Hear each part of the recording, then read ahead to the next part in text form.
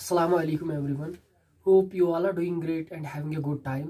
I welcome all of you to my third session on discovery of electron.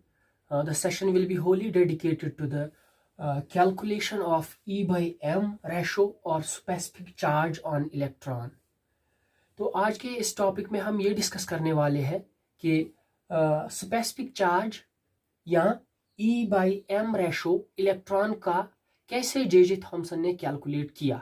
इससे पहले हमने ये देखा कि जे थॉमसन ने कैथोड रेज को कैरेक्टराइज किया, इनकी प्रॉपर्टीज देखी, इनका नेचर देखा और इनमें ये देखा कि इनमें मटेरियल पार्टिकल्स होते हैं और उन मटेरियल पार्टिकल्स का नाम दिया ये इलेक्ट्रॉन्स होते हैं। ठीक है, तो इसके बाद 1897 में एक एक्सपेरिमेंट किया जिससे ये पता लगाया कि इलेक्ट्रॉन पे स्पेसिफिक चार्ज कितना है या इलेक्ट्रॉन पे चार्ज बाय मास रेशो कितना है। अगर मैं इस E की बात करूं तो ये E जो है ये चार्ज ऑन इलेक्ट्रॉन है और M जो है ये मास ऑफ इलेक्ट्रॉन है। तो ये स्पेसिफिक चार्ज जे थॉमसन ने 1897 में कैलकुलेट किया एक एक्सपेरिमेंट में, और उस एक्सपेरिमेंट का सेटअप में अगर आपको दिखाऊं तो वो ये है। ये एक्सपेरिमेंट मेंटल सेटअप के साथ इसने ये कैलकुलेट करके दिया कि इलेक्ट्रॉन का जो स्पेसिफिक चार्ज होता है वो इसके बराबर होता है 1.75 इंटू 10⁻11 कॉलम पर kg। ठीक है, तो ये वैल्यू कैसे जे थॉमसन ने निकाला वो आज हम देखने वाले हैं। तो जे थॉमसन का जो एक्सपेरिमेंटल सेटअप था उसमें एक गिलास ट्यूब था जो कि फनल शेप्ड था, क्लोज्ड फनल शेप्ड था। इस फनल शेप्ड गिलास ट्यूब में फ्रंट साइड से एक फ्लोरेसेंट स्क्रीन लगा हुआ था। जो फ्लोरेसेंट स्क्रीन हमें यह दिखाता था कि कहां पे कैथोड रेज या इलेक्ट्रॉन स्ट्राइक कर रहा है इस स्क्रीन पे। ठीक है, ये स्क्रीन जिंक सल्फाइड की स्क्रीन थी। ठीक है, इसके बाद क्या किया, इस फनल शेप्ड गिलास ट्यूब में दो इलेक्ट्रोड्स को फिट किया। इन दो इलेक्ट्रोड्स की अगर मैं शेप की बात करूं तो इनकी शेप थी, ये डिस्क शेप थे। और एनोड में क्या किया, एनोड में छोटा सा एक होल बना दिया ताकि ये जो यहां से जो कैथोड रेज निकलेंगी वो यहां से आसानी के साथ पास हो जाए इस एनोड के थ्रू। ठीक है, इसके बाद इन दो इलेक्ट्रोड्स को एक बैटरी के साथ कनेक्ट किया एज यूजुअल, जो हम बाकी एक्सपेरिमेंट्स में भी देखा हमने। इन दो इलेक्ट्रोड्स को बैटरी के साथ कनेक्ट किया हमने पहले दो एक्सपेरिमेंट्स में भी। ठीक है, और एडिशनल क्या काम किया, एडिशनल ये किया कि एक इलेक्ट्रिक फील्ड सेटअप किया यहाँ पे। इलेक्ट्रिक फील्ड मतलब दो मेटल प्लेट्स, एक तो ऊपर रख दिया एक प्लेट मेटल का और दूसरा प्लेट नीचे रख दिया मेटल का। इन दो प्लेट्स को एक बैटरी के साथ कनेक्ट किया और जब बैटरी के साथ कनेक्ट कर रहा था तब जाके एक प्लेट पॉजिटिव बन रहा था और दूसरा प्लेट जो नीचे का था वो नेगेटिव बन रहा था। ठीक है, एक और काम किया, एक मैग्नेट रख दिया नीचे। ठीक है, एक मैग्नेट रख दिया और ये जो ये मैग्नेट था ये मैग्नेटिक फील्ड बना रहा था। और ये जो ये इलेक्ट्रिक फील्ड है, ये इलेक्ट्रिक फील्ड इस मैग्नेटिक फील्ड के परपेंडिकुलर था। ठीक है, अगर इलेक्ट्रिक फील्ड ऐसे है, ऊपर पॉजिटिव प्लेट है और नीचे नेगेटिव प्लेट है, तो ये जो ये मैग्नेटिक फील्ड है ये ऐसे था। फॉर एग्जांपल यहाँ पे मैग्नेट का नॉर्थ पोल और यहाँ पे मैग्नेट का साउथ पोल, और यहाँ पे क्या है, यहाँ पे पॉजिटिव मेटेलिक प्लेट है और यहाँ पे नेगेटिव मेटेलिक प्लेट है। और ये जो ये कैथोड रे थी ये ऐसे से ट्राई कर रही थी, ये ऐसे जा रही थी। यानी मैं ये बोल सकता हूं जो इलेक्ट्रिक फील्ड है वो परपेंडिकुलर है मैग्नेटिक फील्ड के, और ये दोनों परपेंडिकुलर है to the direction of cathode rays. तो यहाँ पे मैं पहला पॉइंट लिख रहा हूं वो ये है कि इलेक्ट्रिक फील्ड को परपेंडिकुलर रखा मैग्नेटिक फील्ड के। पहला पॉइंट आपको ये याद रखना है, इलेक्ट्रिक फील्ड जो है इसको परपेंडिकुलर रखा मैग्नेटिक फील्ड के, और इन दोनों को परपेंडिकुलर रखा किसके, डायरेक्शन ऑफ कैथोड रेज,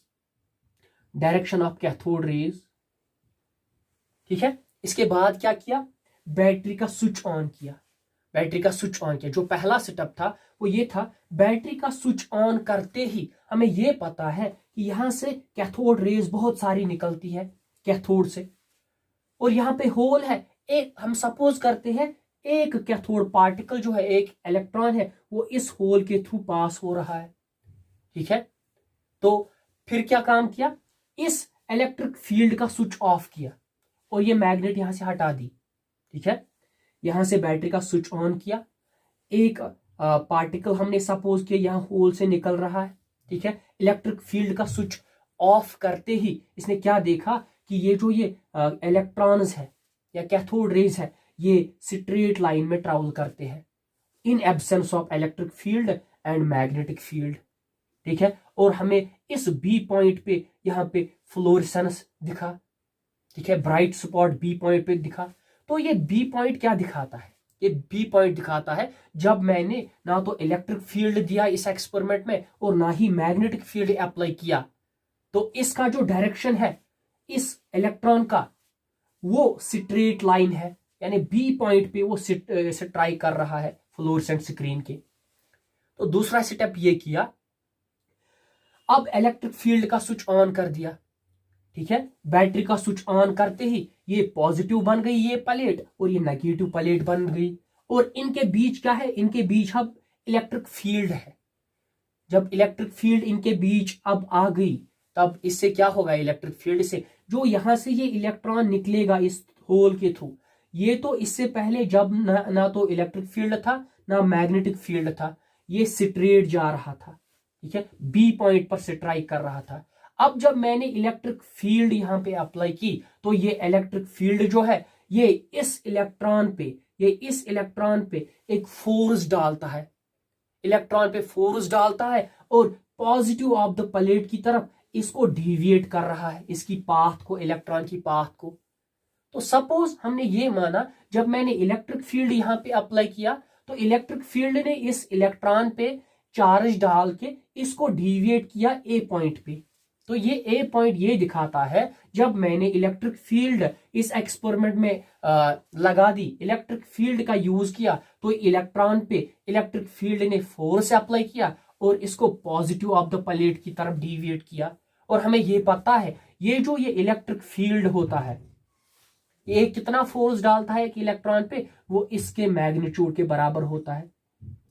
यानी ये जो इलेक्ट्रिक फील्ड है ये इतना फोर्स डालता है इस चार्जर पार्टिकल पे।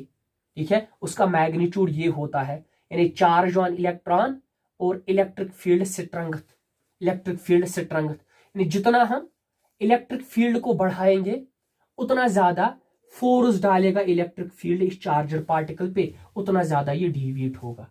ठीक है, यानी पहले हमने ये देखा, जब मैंने ना तो इलेक्ट्रिक फील्ड दिया ना तो मैग्नेटिक फील्ड दिया, ये जो ये इलेक्ट्रॉन है ये तो स्ट्रेट लाइन में ट्रैवल कर रहा है और बी पॉइंट पे स्ट्राइक कर रहा है।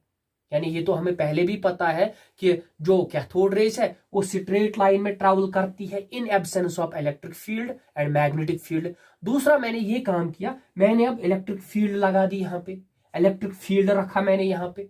जब मैंने इलेक्ट्रिक फील्ड अब रखा, तो ये इलेक्ट्रिक फील्ड जो है इस इलेक्ट्रॉन पे अब फोर्स अप्लाई करेगा और इसको पॉजिटिव ऑफ द प्लेट की तरफ डिविएट करेगा। तो मैंने ये बोला, ये जो ए पॉइंट पे ये पार्टिकल स्ट्राइक हुआ, ये इसलिए स्ट्राइक हुआ क्योंकि इसको इलेक्ट्रिक फील्ड ने एक फोर्स अप्लाई किया, उसी फोर्स की वजह से ये डिविएट हुआ मीन पाथ से। ठीक है, अब तीसरा पॉइंट क्या किया, तीसरा पॉइंट, ये जो ये इलेक्ट्रिक फील्ड है इसका स्विच ऑफ कर दिया, यानी बैटरी का स्विच काट दिया। ठीक है, अब क्या काम किया, अब एक मैग्नेट रख दी नीचे और मैग्नेट ऐसे रख दी, नॉर्थ और साउथ पोल ये था। ठीक है, जब मैग्नेट रख दी ना अब, तो हमें ये पता है ये मैग्नेट जो है नॉर्थ पोल और साउथ पोल के बीच में एक फील्ड बनाएगी, मैग्नेटिक फील्ड उसका नाम है। और ये मैग्नेटिक फील्ड, जब भी हम मैग्नेटिक फील्ड से किसी भी चार्जर पार्टिकल को पास करेंगे, तो उस चार्जर पार्टिकल पे ये जो ये मैग्नेटिक फील्ड है ये फोर्स अप्लाई करता है। जब ये इस पे फोर्स अप्लाई करेगा, तो ये इसको या तो ऊपर की तरफ डिविएट करेगा या तो नीचे की तरफ डिविएट करेगा। ये कैसे हमें पता चला कि ये जो इलेक्ट्रॉन है या ये ऊपर की तरफ मैग्नेटिक फील्ड की वजह से डिविएट हुआ या नीचे की तरफ डिविएट हुआ? तो इसमें हम यूज करते हैं फ्लेमिंग्स लेफ्ट हैंड रूल। उससे हमें ये पता चलता है ये जो ये मैग्नेट है ये इलेक्ट्रॉन पे नीचे की तरफ फोर्स डाल के इसको सी पॉइंट पे डिविएट करता है। यहां तक हमने ये देखा, in absence of electric field straight line में ट्रैवल किया इस इलेक्ट्रॉन ने और बी पॉइंट पे हिट किया। और ये जो ये ए है ये दिखाता है जब मैंने इलेक्ट्रिक फील्ड यहाँ पे अप्लाई की, इलेक्ट्रिक फील्ड ये इलेक्ट्रॉन नेगेटिवली चार्जड है तो ये पॉजिटिव की तरफ डिविएट हुआ और यहाँ पे इसे स्ट्राइक किया ए की तरफ। और ये जो अब मैंने तीसरी बार मैग्नेटिक फील्ड रख दी, ओनली मैग्नेटिक फील्ड रख दी, अब क्या होगा, ये मैग्नेटिक फील्ड इस इलेक्ट्रॉन पे फोर्स अप्लाई करेगा और इसको सी की तरफ डिविएट करेगा। ये पता चला हमें फ्लेमिंग्स लेफ्ट हैंड रूल से। और ये जो ये मैग्नेटिक फील्ड है ये कितना फोर्स डालता है इस चार्जर पार्टिकल पे, इस इलेक्ट्रॉन पे, वो बराबर होता है E into v into B पे। यानी ये जो फोर्स है ये डायरेक्टली प्रोपोर्शनल है बी के, यानी मैग्नेटिक फील्ड स्ट्रेंथ। जितना ज्यादा हम मैग्नेटिक फील्ड यहाँ पे रखेंगे उतना ज्यादा फोर्स डालेगा, उतना ज्यादा डिविएट होगा। ठीक है, यानी यहां तक हमने ये देखा, जब हमने ना तो इलेक्ट्रिक फील्ड रख दी ना मैग्नेटिक फील्ड रख दी, ये इलेक्ट्रॉन जो है स्ट्रेट लाइन में ट्रैवल गया। जब हमने इलेक्ट्रिक फील्ड रख दी तब ये इलेक्ट्रॉन जो है इसने अपने आप को डिविएट किया और ए पे स्ट्राइक किया। और जब हमने मैग्नेटिक फील्ड अब रख दी, अब ये इलेक्ट्रॉन सी पे स्ट्राइक किया इसने। ठीक है, तो एनसीईआरटी आपकी लिख रही है ये जो डिविएशन हो रहा है इलेक्ट्रॉन का, ये जो इलेक्ट्रॉन मीन पाथ से डिविएट हो रहा है in presence of electric field and magnetic field, ये तीन चीजों पे डिपेंड करता है, ये तीन फैक्टर्स पे डिपेंड करता है। पहला फैक्टर जो एनसीईआरटी ने लिखा है वो ये लिखा है, ये डिपेंड करता है चार्ज ऑन इलेक्ट्रॉन पे। इलेक्ट्रॉन पे कितना चार्ज है, charge on electron, charge on electron. यानी ये जो ये डिविएशन है, इलेक्ट्रॉन की पाथ कितनी डिविएट हुई, ये किस पे डिपेंड करेगा, पहला ये डिपेंड करेगा चार्ज ऑन इलेक्ट्रॉन पे। ठीक है, वो कहां, वो कैसे हमें पता चलता है चार्ज पे डिपेंड करेगा, क्योंकि जो ये इलेक्ट्रिक फोर्स है, इलेक्ट्रिक फोर्स ये डायरेक्टली प्रोपोर्शनल है चार्ज के। जितना ज्यादा चार्ज होगा उतना ज्यादा इलेक्ट्रिक फील्ड इस पे फोर्स ज्यादा डालेगा और इसको ज्यादा डिविएट करेगा। वैसे ही जितना ज्यादा चार्ज है उतना ज्यादा मैग्नेटिक फील्ड इस चार्जड पार्टिकल पे फोर्स ज्यादा डालेगा। यानी हम ये लिख सकते हैं charge is directly proportional to deviation, यानी जितना ज्यादा चार्ज होगा पार्टिकल का उतनी उसकी डिविएशन ज्यादा होगी, क्योंकि ये जो इलेक्ट्रिक फोर्स होता है, इलेक्ट्रिक फील्ड जो अप्लाई करता है इस पार्टिकल पे वो डायरेक्टली इसके चार्ज पे प्रोपोर्शनल होता है। और ये जो मैग्नेटिक फील्ड फोर्स डालता है इस चार्जर पार्टिकल पे वो भी डायरेक्टली प्रोपोर्शनल होता है उसके चार्ज के ऊपर। यानी हम ये बोल सकते हैं कि जो चार्ज है वो डायरेक्टली प्रोपोर्शनल है डिविएशन के। यानी ये बोल सकते हैं deviation is directly proportional to charge, deviation is directly proportional to charge. जितना ज्यादा चार्ज होगा इलेक्ट्रॉन का उतनी ज्यादा डिविएशन होगी, और जितना कम चार्ज होगा उतनी कम डिविएशन होगी। और दूसरा पॉइंट आपकी जो एनसीईआरटी लिख रही है वो ये लिख रहा है कि ये जो ये डिविएशन है ये मास पे भी डिपेंड करता है। क्यों मास पे डिपेंड करता है, क्योंकि अगर मैं यहां पे बोलूं इलेक्ट्रॉन का मास ज्यादा है, इलेक्ट्रॉन का मास ज्यादा है, तो ये इस फील्ड को, इस इलेक्ट्रिक फील्ड को ज्यादा वर्क करना पड़ेगा ताकि ये इसको डिविएट कर पाए, ताकि इसको डिविएट कर पाए। फॉर एग्जाम्पल अगर मैं यहाँ पे एग्जाम्पल ले लूं, अगर एक बॉल है इसका वजन है 1 ग्राम, दूसरा बॉल है इसका वजन है 10 ग्राम, फोर्स मैंने इन पे सेम अप्लाई किया 10 न्यूटन का, 10 न्यूटन का, तो इस पे भी मैंने 10 न्यूटन का फोर्स अप्लाई किया, इस पे भी मैंने 10 न्यूटन का फोर्स अप्लाई किया। जो मोशन होगा वो किसका ज्यादा होगा, वो इसका ज्यादा होगा, क्योंकि इस पे मास क्या है, इसमें मास कम है। ठीक है, और इस पे जो मास है वो ज्यादा है, इसलिए जितना ज्यादा चार्ज होगा पार्टिकल का उतना उसको फोर्स ज्यादा लगेगा डिविएट करने में। इसलिए मैं यहां लिख सकता हूं मास, ये जो ये डिविएशन है, डिविएशन जो है ये डायरेक्टली प्रोपोर्शनल, इनवर्सली प्रोपोर्शनल होता है मास के, मास ऑफ इलेक्ट्रॉन। यानी जितना ज्यादा मास होगा उतनी कम डिविएशन होगी, और जितना कम मास होगा उतनी ज्यादा डिविएशन होगी in a particular field, in a particular field. यानी अगर हम इलेक्ट्रिक फील्ड को यानी कांस्टेंट करके देखेंगे, इलेक्ट्रिक फील्ड को कांस्टेंट कंसिडर करके देखेंगे, फिर मास कंसिडर करेंगे। जितना ज्यादा पार्टिकल का मास होगा उतना कम डिविएट होगा, जितना कम मास होगा उतना ज्यादा डिविएट होगा, ठीक है। लेकिन at a particular magnitude of electric field and magnetic field. तीसरा ये पॉइंट लिखा है एनसीईआरटी के कि अगर आप स्ट्रेंथ की बात कर रहे हो, अब यानी जितनी ज्यादा स्ट्रेंथ होगी मैग्नेटिक फील्ड की और इलेक्ट्रिक फील्ड की, उतना ज्यादा उस पे फोर्स पड़ेगा ये इलेक्ट्रिक फील्ड की वजह से और मैग्नेटिक फील्ड की वजह से, और वो ज्यादा डिविएट होगा, क्योंकि फोर्स डायरेक्टली प्रोपोर्शनल होता है इलेक्ट्रिक फील्ड स्ट्रेंथ के, और फोर्स डायरेक्टली प्रोपोर्शनल होता है मैग्नेटिक फील्ड स्ट्रेंथ के। यानी जितना आप ज्यादा इलेक्ट्रिक फील्ड यूज करोगे, जितना आप ज्यादा मैग्नेटिक फील्ड यूज करोगे, उतना फोर्स वो इलेक्ट्रॉन पे ज्यादा डालेगा और उतना वो इलेक्ट्रॉन ज्यादा डिविएट होगा। यानी तीसरा पॉइंट मैं यहां लिख सकता हूं, डिविएशन जो है वो डायरेक्टली प्रोपोर्शनल है किसके, एक तो स्ट्रेंथ ऑफ मैग्नेटिक फील्ड और स्ट्रेंथ ऑफ इलेक्ट्रिक फील्ड। जितना ज्यादा आप इलेक्ट्रिक फील्ड यूज करोगे उतनी ज्यादा डिविएशन होगी ऊपर और नीचे मेन पाथ से, ठीक है। और जितना आप मैग्नेटिक फील्ड ज्यादा यूज करोगे उतनी ज्यादा डिविएशन होगी, ठीक है। तो ये डिविएशन है, इलेक्ट्रॉन की जो डिविएशन हो रही है स्ट्रेट पाथ से, ये डिपेंड करता है तीन फैक्टर्स पे। एक तो चार्ज, जितना ज्यादा चार्ज होगा उतनी ज्यादा डिविएशन होगी, जितना ज्यादा मास होगा उतनी कम डिविएशन होगी, जितना ज्यादा इलेक्ट्रिक फील्ड और मैग्नेटिक फील्ड आप दोगे उतना ज्यादा डिविएशन होगा। तो ये आपकी एनसीईआरटी ने लिखा हुआ है, ठीक है। फिर अगर हमें ये भी पता है कि ये मैग्नेटिक फील्ड है, अगर इसमें कोई भी चार्जड पार्टिकल मूव कर रहा है किसी भी वेलोसिटी के साथ, तो ये मैग्नेटिक फील्ड है ये उस पे फोर्स डाल के उसको सर्कुलर पाथ में ट्रेवल करता है, ठीक है। यानी कोई भी चार्जड पार्टिकल जब भी किसी मैग्नेटिक फील्ड में चल रहा है तो वो सर्कुलर पाथ ट्रेस करता है, और हमें ये पता है कि ये मैग्नेटिक फील्ड है ये इस चार्जड पार्टिकल पे इतना फोर्स डाल रहा है, और जब भी कोई पार्टिकल सर्कुलर पाथ में चलता है तो उसके पास सेंट्रीपिटल फोर्स होता है, और वो सेंट्रीपिटल फोर्स बराबर होता है mv² अपॉन r। m होता है mass of that particle, v होता है velocity of that particle, and r होता है radius of that circular path in which the particle revolves, ठीक है, इन विच द पार्टिकल मूव्स। तो ये सेंट्रीपिटल फोर्स होता है ये बराबर होता है मैग्नेटिक फील्ड की स्ट्रेंथ के, मैग्नेटिक फील्ड जितना इस पे फोर्स डालेगा, ठीक है, तब जाके ये सर्कुलर पाथ ट्रैवल करता है। तो अगर मैं यहां से E/m रेशो कैलकुलेट करूं तो मैं यहां ये कर सकता हूं mv² is equal to EV/B into R, और E/m का वैल्यू मैं निकाल सकता हूं यहां से v² अपॉन शाबाश R इंटू B, ठीक है।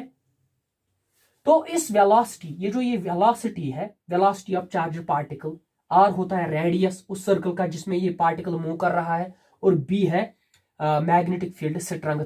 इस वेलोसिटी को इन टर्म्स ऑफ पोटेंशियल में भी लिख सकता हूं, वो आप फिजिक्स में देखोगे। तो ये जब हमने इसको कैलकुलेट किया ये वैल्यू निकल के आई 1.75 इंटू 10⁻11 कॉलम पर